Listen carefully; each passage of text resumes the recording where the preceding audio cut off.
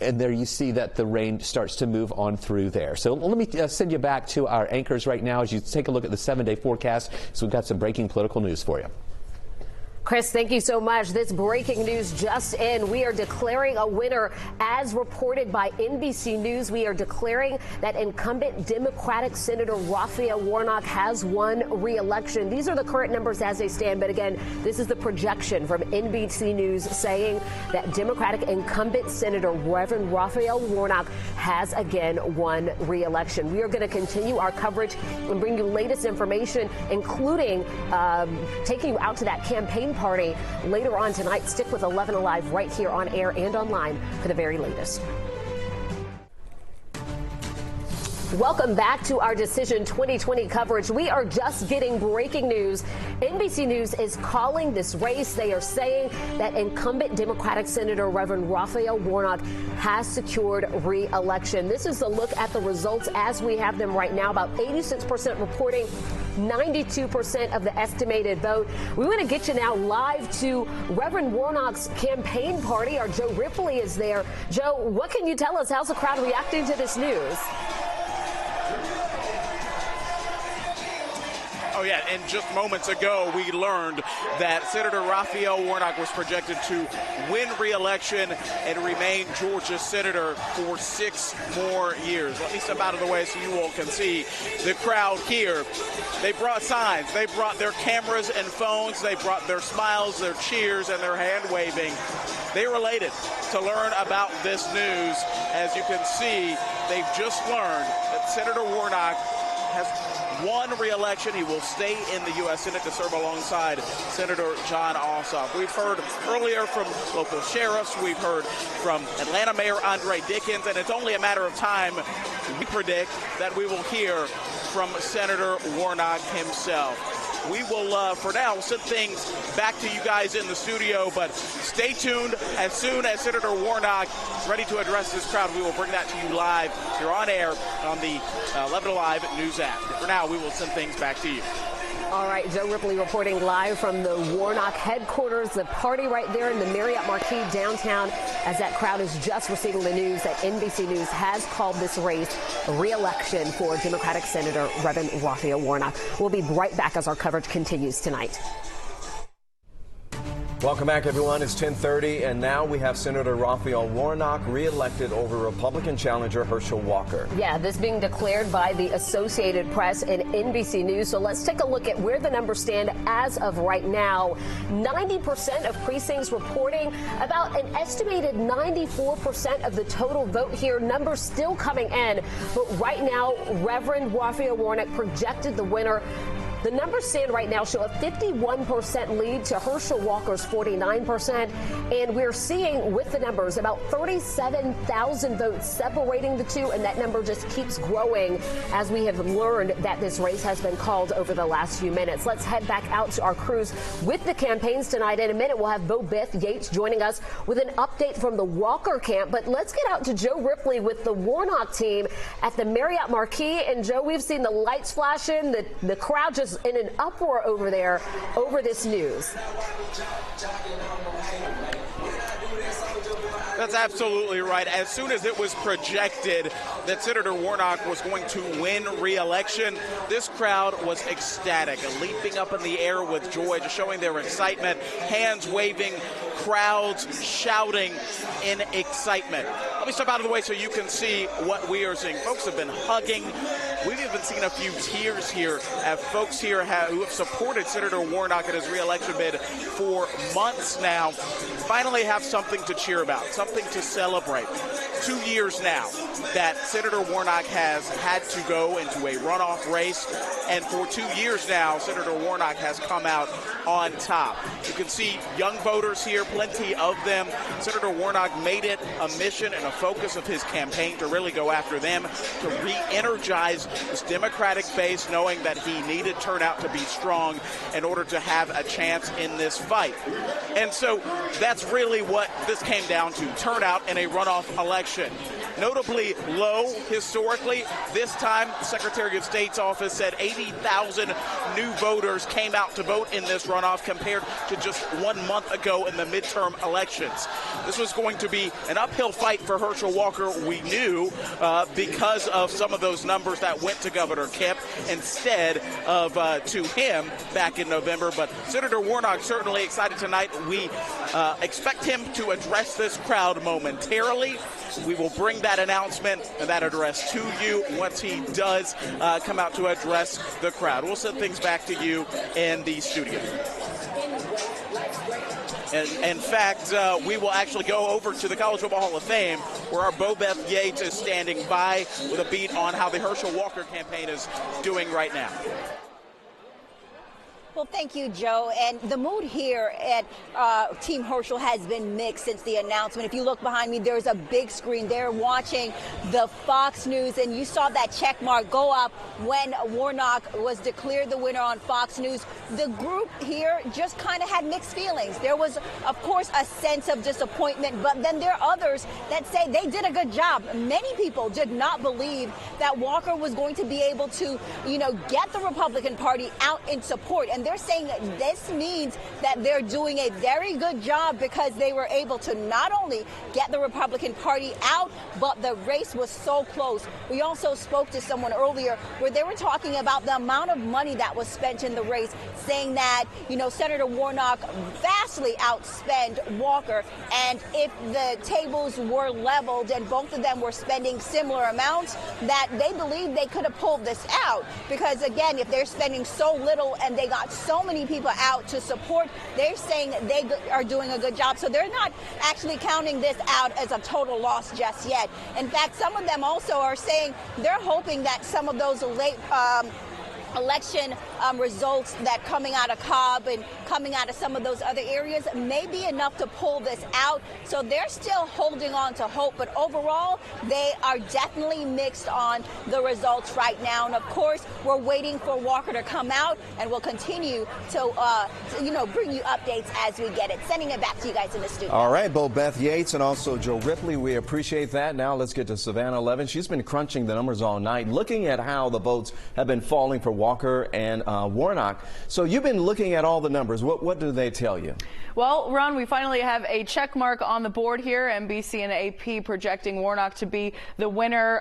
Walker, 35,104 votes behind Warnock. We've got 94% of the vote in and 90% of the precincts reporting. Now, if you're wondering, well, wait a minute, this looks pretty close. How can we be calling this at this point? That's because it's really come down to our metro counties. So let's zoom in here and take a look. Fulton, we're really waiting on a good amount. It looks like a bunch of those votes actually just came in. But the biggest shift we saw when it came to the totals was Gwinnett County. When those final votes were being counted, and those final votes are generally the people who were voting in person day of today, I mean, that really shot Warnock straight ahead. Same kind of thing happened in DeKalb County. If we compare to the general election, you can see Warnock really gaining a significant amount of vote. Walker dropping in some of these very crucial counties, including some of the red southern counties as well. Not doing so great here as far as voter turnout, it appears. Walker actually losing some of the votes that he had in the general election. So that could be an indicator that some people just didn't show up for this election. But again, this is where we stand now with Warnock about 40,500 now votes ahead of Herschel Walker. And that's pretty similar to what we saw during the general election. So that's where we're at right now. Still waiting for, again, Fulton County to come in. So it'll be interesting to see where 86% of precincts reporting right now. So it'll be interesting to see what kind of happens there. But we imagine these are historically blue counties. So I would imagine that's just going to push Warnock's total even further than what we have right now at this 50.6 to 49%. Savannah, thank you so much. Again, NBC News and the Associated Press projecting Democratic incumbent Senator Reverend Raphael Warnock has won re-election to Congress. And our political analysts are joining us now. State Representative Eric Allen, Republican strategist Cody Hall, and a familiar face, 11 Alive's year-round political analyst Dr. Andrea Gillespie, joining us, giving us their perspective. So what does this win mean? And is this something that we were expecting? I mean, we've seen a little back and forth as we've been watching the numbers all night. Representative Allen, let's start with you. What do you see here with this declaration? This is big. This is big for the Biden administration, for unlocking the gridlock that's been in the Senate with nominations. I mean, my sweet mate and good friend Calvin Smyre, who's the Dean of the House, has been stuck waiting to be confirmed as an ambassador for the last 2 years. So I can't understate how important it is to have this 51st senator on the Democratic side. Cody, I want to shift gears and talk to you because you've had this relationship with Governor Kemp, and as we saw, the numbers are vastly different with what we saw with the gubernatorial election earlier this year, and now what we're seeing here, it kind of reinforces that some folks are saying maybe Georgia is purple. What do you view when you see these results, especially coupled with what we saw with the gubernatorial race? Sure. I think if you compared tonight to November 8th, Republicans have a clear blueprint about how you win statewide in Georgia. Every other statewide office won without a runoff on November 8th. Obviously, Herschel ran a tough race. He ran a hard campaign. But at the end of the day, that blueprint was on November 8th. You run on the issues. You make sure that your opponent is not outraising you 4 and 5 to 1.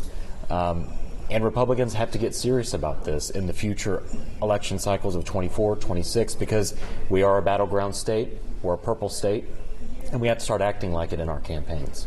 Let me ask you a tough question. Sure. What do you think people are going to say went wrong here? Because as you mentioned, all of the statewide Republican candidates won easily, many would say. So what happened with this particular race, and what do Republicans need to do to see that that doesn't happen in the future? I think first and foremost it was the money.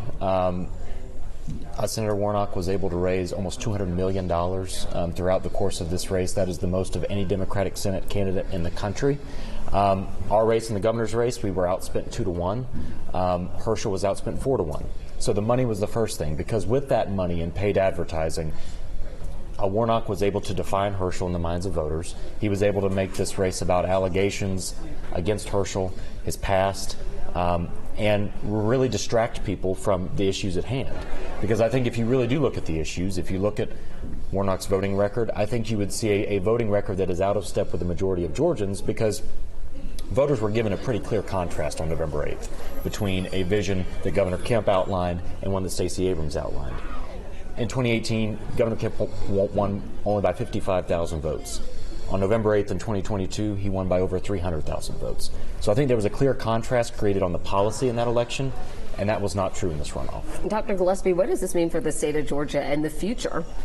Well, Democrats needed to post a win here because given the other statewide losses, I think that there was a case to be made that 2020 was an outlier, at least for the next couple of years. And so while I think the specter of Donald Trump kind of hangs over this particular contest because Walker was handpicked by Donald Trump, the idea that Georgia Democrats were able to win an election contest in a cycle other than 2020 says that they do know the conditions under which they can actually be competitive in this state. And so even with all of Herschel Walker's flaws, if this race had been held 20 years ago or 15 years ago, there's a decent chance that Herschel Walker would have won just on sheer numbers. There are more Republicans in the state than there are Democrats. So the fact that Warnock was able to win under such adverse circumstances, just given numerically, not talking about his incumbency advantage, that says that Democrats are in a very different place than they were a decade ago. A lot of analysis to come and a lot of numbers still rolling, and thank you all so much. All right, guys, thanks a lot. Well, the latest update from the Secretary of State over Georgia's runoff and where the votes stand right now. So in a press conference, Gabriel Sterling, the chief operating officer to the Secretary of State, says that around 500,000 votes have already been counted in the Senate race. Earlier today, 2 Lowndes County poll workers were involved in a crash while on their way to turn in those votes. Sterling says the poll workers are okay. They declined going to the hospital for medical attention. They were good to go. It was scary, obviously, but they are okay from all the reports we're getting, and they were able to retrieve the memory card with the vote tallies on them and got to the central office in Valdosta. Well, that's really good to hear. So for a lot more on the runoff tonight, just head over to our website, 11alive.com. Stay with us. We'll be right back.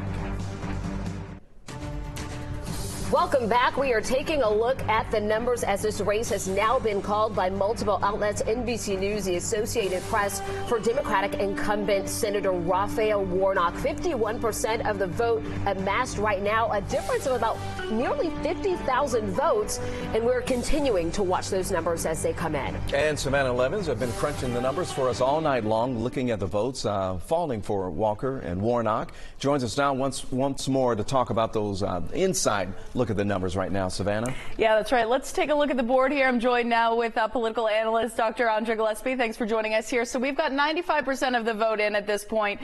They're calling it for Warnock, but I think people might look at these numbers, Andra, and say, wait, 50-49, how is that enough to call? So what is the deciding factor here? So they're looking at the total number of outstanding votes that are left. They're looking at where they are, and then they're projecting based on sort of how the vote trends already look in those counties, what the vote break is going to look like. And so what they're anticipating at this point is that there are more votes left in Democratic-leaning counties than there are in Republican-leaning counties, and that there are a lot of votes left in those areas of the 5% that's still remaining. And so if you project that Warnock is going to end up getting the lion's share of those votes, you just anticipate that his lead is going to grow as opposed to shrink. And so that's why they feel comfortable doing that at this point. Yeah, it's been interesting, too. If we can pop this down, you can see how we compared to the general election. And I know DeKalb, it looks like we're still waiting on a lot of votes here. So does this seem like a county that's going to push it over the edge for Warnock? So, I mean, you know, one of the things that we can look here from just kind of doing the math in my head, there are probably about 50,000-ish votes outstanding. And so if this 90-10 split holds,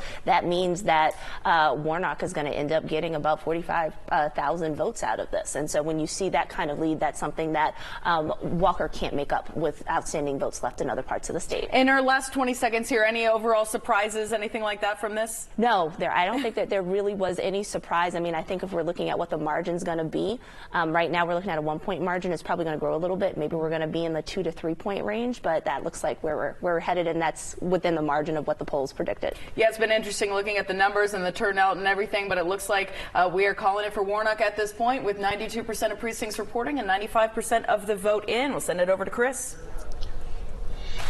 And we're watching the cloud cover, the rain, the mist, drizzle, and the fog. Stay with us. It is going to be another soggy, wet ride into work tomorrow morning with low visibilities thanks to that fog around. But things will get better. We'll let you know what that means in the 7-day outlook.